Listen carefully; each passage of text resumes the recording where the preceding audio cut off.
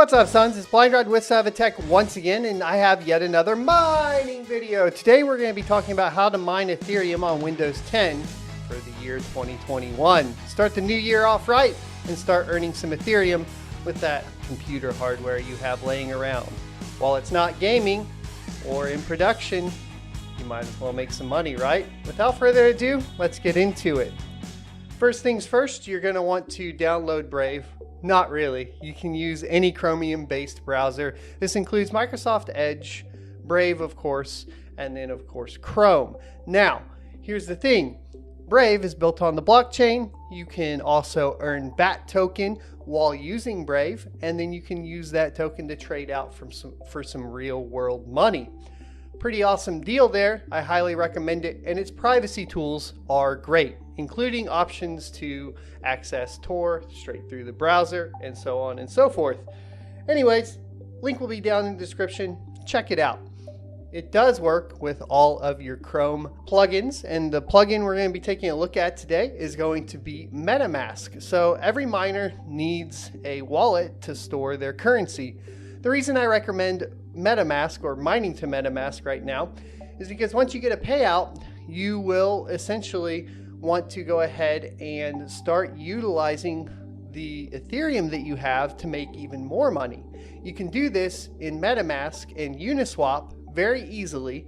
So I think it's a good step. And when you guys are ready to start learning about Uniswap and adding liquidity to tokens, let me know in the comment section below. The first thing you're going to do is just go to metamask.io and click the install MetaMask for Chrome. Alternatively, you can go straight to the MetaMask plugin page in the Chrome web store. Once there, you're going to click the Add to Brave button, or Add to Chrome if you're in Chrome, or Add to Edge if you're in Edge, and click Add Extension. Once the extension is installed, it will take you to a Get Started page. At this point, you're going to click Get Started. We're going to be creating a new wallet, so click Create a Wallet, agree, and then choose an easy password. Just kidding. Choose a difficult password. I recommend for creating passwords using a password manager. This could be anything from Kaspersky to LastPass or Dashlane. I have no preference.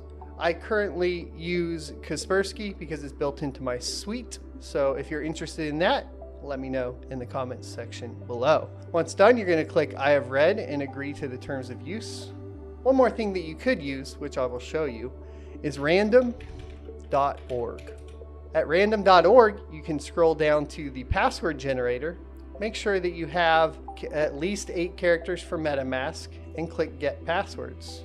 At this point, you'll be presented with a list of passwords, and this is an easy way and a free open source way without downloading any other software to generate random passwords. Next, we're going to click Create. And this is where you will get your secret key or secret words. This is for recovery of the wallet and is basically what you would use if you clicked the import wallet button and you're either moving browsers or moving machines and you just got a new machine. This is very important.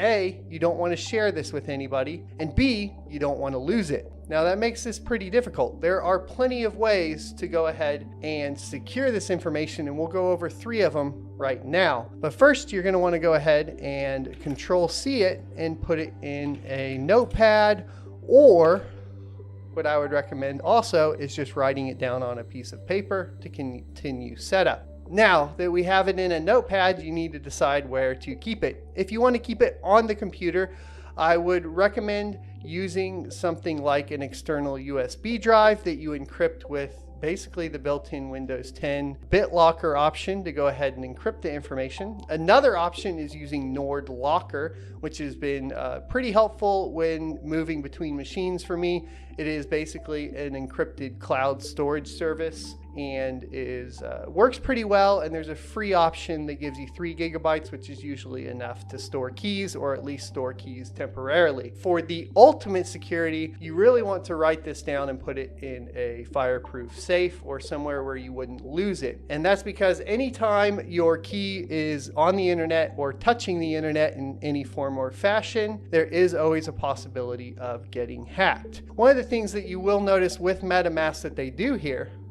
is when you're recovering, you don't actually type the words out. The reasoning for this is to prevent people from gaining your information through software known as keyloggers. So to confirm the secret backup, you'll see we actually just click the buttons for the words. So we have river, and you want to do it in order: cupboard, knock, certain, hope, loud, melt, vehicle, cash, boss, head, and silver. So now that we've put them all in order, we're going to click confirm, and we can start using the MetaMask wallet. As I discussed earlier, token swapping is here, so you can swap directly in the MetaMask wallet, which makes it super duper easy. And this is all what people are starting to refer to as DeFi with Uniswap. DeFi stands for decentralized finance, and is just an additional way for miners to essentially make money off of the coins that they've mined. That's why I recommend using MetaMask. Your other options for wallets include exchanges. However, it's recommended you never mine to an exchange, as well as paper wallets and hardware wallets. All of those options are great, but for beginners, I think MetaMask is the way to go. So now that we have this, we're going to go ahead and click our account and copy it to clipboard and paste it in that notepad. That way we know this is the recovery key for this wallet. This is your public wallet address, and it's okay for the wallet address to be exposed to the outside world because it's how you accept and send payments. Will all be tied to this address. The next step is going to be downloading the miner. So today we're going to be using LOL Miner 1.17. It was released 16 days ago, and we are going to be obtaining it directly from their GitHub. There are a lot of different phishing websites, as well as a lot of different issues when trying to search for a miner in Google or even DuckDuckGo, where you could download something malicious. And this is important because you need to keep in mind that all miners are considered malicious to some extent by every antivirus solution, which means you will have to make an exception. So you want to be very, very certain that you're downloading from a safe website, because you will have to allow it through, of course, your firewalls, as well as through the browsers, so on and so forth. Brave browser is a little bit easier. Chrome will try to block it, so will Edge. So if you want to avoid that, I don't find that the Brave browser blocks it quite as often, because obviously it's built on blockchain. So we're going to scroll down, and we are looking for the LOL Miner v1.17 win64.zip, and we're going to start downloading. Once downloaded, we're going to click the little up arrow and click show in folder. At this point, we can go ahead and extract it. I would recommend putting it somewhere that you want to access it from. I personally usually put it on a secondary drive called games under my miners folder, but for today, we're just going to extract it in the downloads folder. So you will right click and say extract all if you're using the built-in Windows 10 decompression tool, or you can use 7-zip or WinRAR. It's all up to you. If you are using 7-zip or WinRAR, I assume that you already know how that functions. So we're going to click extract all and then extract. At this point, we will have all the files to start mining. There are some pre-configured batch files here, and they are preceded by .bat. If you do not see the .bat or the .text, these are known as file extensions, and you will need to go into your folder options to be able to see them, and this will be important later on. So what you'll want to do is go down to your Cortana search bar and search for File Explorer Options. Once you have that, you'll click the View tab. And then down here, you want to uncheck the box for Hide Extensions for Known File Types.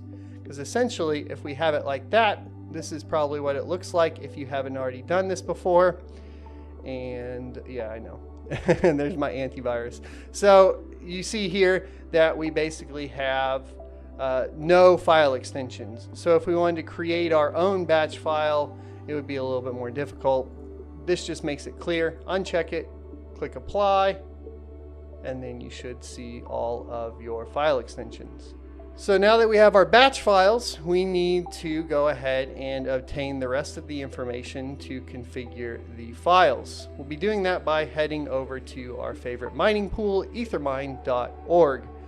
The mining pool is up to you. There are many different options, and depending on your region, you may want to choose one that is closer to you. That being said, Ethermine is most popular in the US, but does have international options as well.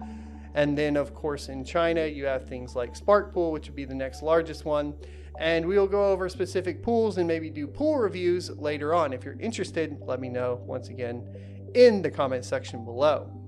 So at this point, you'll just want to click the little menu button up in the top left and click the Start Mining option.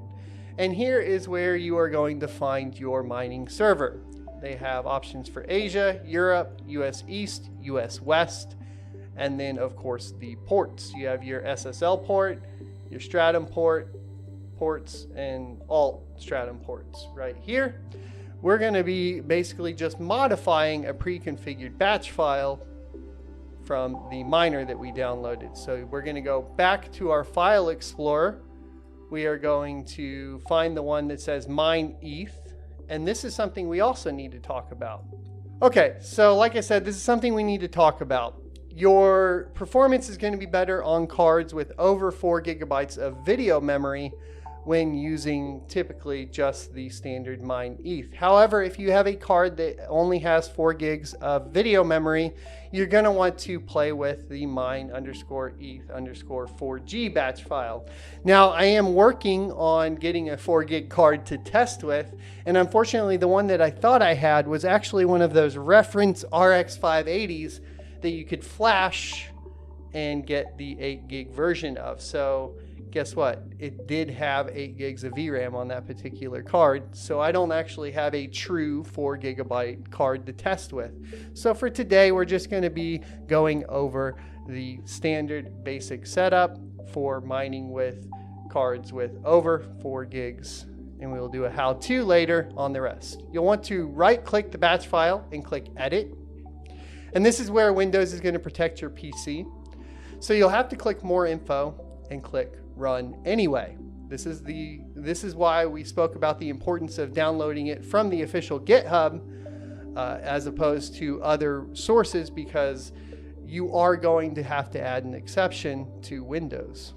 So we're going to click Run Anyway, and then here is our configuration file. As you can see, we have our set pool, and this is where we input the information from Ethermine. For us today, we're going to be using US1. So you'll go over to the pool, click Control-C, highlight the pool, and do Control-V. Then we will want to grab the port 4444, Control-C, and put that in the port, and it'll come right after the colon here. Make sure the colon is still there. And then we have our wallet address. Going back to our public wallet address, over here, we're going to highlight it and do Control-C, and then come back over here and do Control-V. Now we have our wallet address and the pool set. We're going to click File and Save. Once we've done that, we can go back to the folder and double click the batch file to start the miner.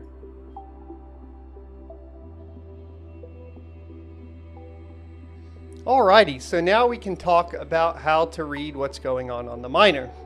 So here, basically what we have is we started the DAG on GPU 0. We have a single RX 6800 in here, not overclocked or flashed currently. And then you'll see here that we have found a share and that we have accepted a share. This is when the GPU starts working, and then we will get a report of the speed. The speed is calculated on Ethereum as megahash per second.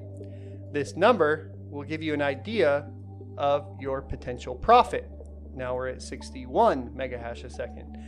To calculate profit, you can go back to a web browser and use a site called What to Mine. So in the case of this one, we are at 61 megahash. Now you should calculate watts as well as input your cost for kilowatt per hour. But for today, we're just going to calculate what I would call your gross revenue. So we're going to click calculate and scroll down here, and you can see that a single RX 6800 makes $2.78 a day in revenue. So now that we have the miner running, we know what our projected revenue will be. We will let the miner run for a little bit, and then we will come back and make sure it is actually mining to the pool, and we'll go over how to read the pool. Okie dokie, so let's go over reading the pool. Headed back over to ethermine.org, make sure you go to the home tab and scroll down to find the option for to search your Ethereum miner address. Go back to the config that you created and right click and copy your wallet address. Go back to the Ethermine webpage and paste the address into the search tab and click search. At this point, you will be presented with your dashboard. The dashboard is going to have essentially all of the information that you need to understand to calculate your revenue and actual on-pool revenue and hash rate. Currently, it's only showing 5.2 because we just started mining. Up here, you will see workers active and inactive. So this is a good spot to take a look at if you have a mining rig down, or to see if you have a mining rig down. Next, you have your unpaid balance. And the unpaid balance is how much Ethereum is actually on the pool that you have earned. Once you hit your minimum payment threshold, that balance will be paid out to the MetaMask wallet that we talked about earlier. Over here, you have your estimated earnings, which will show you both daily, weekly, and monthly. Not both, but all daily, weekly, and monthly. And you can also convert it to what your earnings would be in BTC conversion and USD. As you can see here, estimated earnings monthly with 5 megahash is $7. This will change as that number rises. As you can see here, we have a reported hash rate of 60 megahash a second. Over time, these charts will fill out and you will have an idea of when the miners are not working and working. It will also give you an amount of valid shares, workers, and stale shares. If you have stale shares, you might want to check your overclock. Or if you have, of course, invalid shares, you might want to check your overclock. Now, minimum payout you can change. Scroll back up to the dashboard, click the little down arrow, and you will have your settings tab. Under settings here, you will essentially type in an email address, and then you will type in your IP, and then set your payment threshold. For most people that are hobby mining or just starting out, you will want to set it to 0.05. Now, to find your IP address, you can use basically whatismyip.org or one of those various ones. Clearly, I will not be showing you guys that, even though we are on a VPN. You never know. So maybe my VPN connects to the same IP over and over again, blah, blah, blah. For safety, I will not show you guys what my IP is, but you would want to go to whatismyip.org. Link will be down in the description. You will type your IP into this box, and then you will click submit, and it will change your payment threshold to 0.05.